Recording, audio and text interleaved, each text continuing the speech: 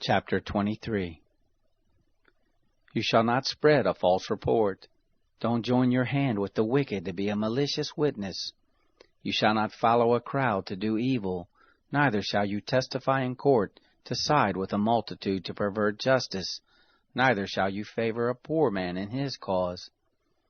If you meet your enemy's ox or his donkey going astray, you shall surely bring it back to him again. If you see the donkey of him who hates you fallen down under his burden, don't leave him. You shall surely help him with it. You shall not deny justice to your poor people in their lawsuits. Keep far from a false charge, and don't kill the innocent and righteous, for I will not justify the wicked.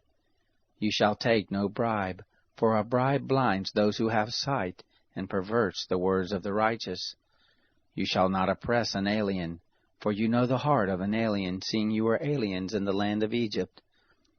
For 6 years you shall sow your land, and shall gather in its increase. But the 7th year you shall let it rest and lie fallow, that the poor of your people may eat, and what they leave the animal of the field shall eat. In like manner you shall deal with your vineyard and with your olive grove. 6 days you shall do your work, and on the 7th day you shall rest, that your ox and your donkey may have rest, and the son of your handmaid, and the alien may be refreshed. Be careful to do all things that I have said to you, and don't invoke the name of other gods, neither let them be heard out of your mouth. You shall observe a feast to me 3 times a year. You shall observe the feast of unleavened bread. 7 days you shall eat unleavened bread as I have commanded you, at the time appointed in the month Abib, for in it you came out from Egypt. And no one shall appear before me empty.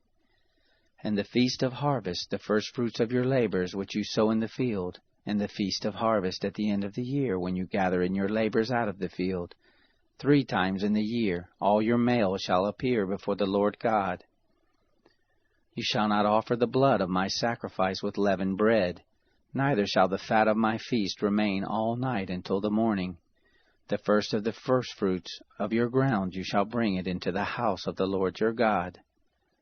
You shall not boil a kid in its mother's milk.